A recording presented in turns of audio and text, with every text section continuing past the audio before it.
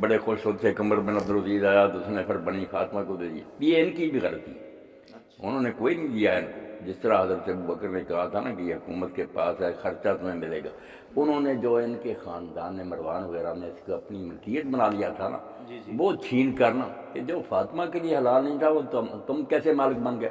دوبارہ پہلی پوزیشن بحال کرنی، یہ چیز درست کرنی چاہیے.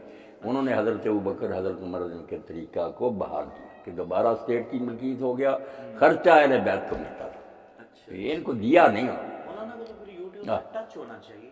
یہ غامدی صاحب نے بھی یہ بات جو ہے نا سنی سنائی کہہ دی، اور جو کہتے ہیں نا کہ جھگڑا ہو گیا تھا اس لیے پھر حضرت ابوبکر نے وہ دوسرا رخنا اختیار کیا کہ دے دو ان کو، مالک نہیں، خرچہ چلاتے رہو انتظام.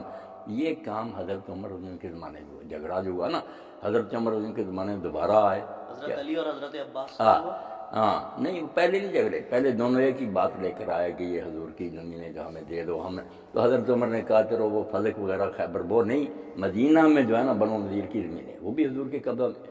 تینوں کا دعویٰ تھا نا حضرت فاطمہ اور عباس کا، یہ دے دیا کہ تم اس کا انتظام خود ہی کرو، خرچہ تیرا، ملکیت نہیں، وقف ہی. مان گئے. مگر بعد میں حضرت علی نے قبضہ کر لیا، عباس کو بے دخل کر لیا. وہ پھر آئے کہ عمر میرے اور اس ظالم کے درمیان فیصلہ کر، یہ تو میرا اس نے چھین لیا. تو حضرت عمر نے کہا اگر انتظام کرنا تو کرو ورنہ واپس کرو، ہم خود ہی انتظام حکومت کریں.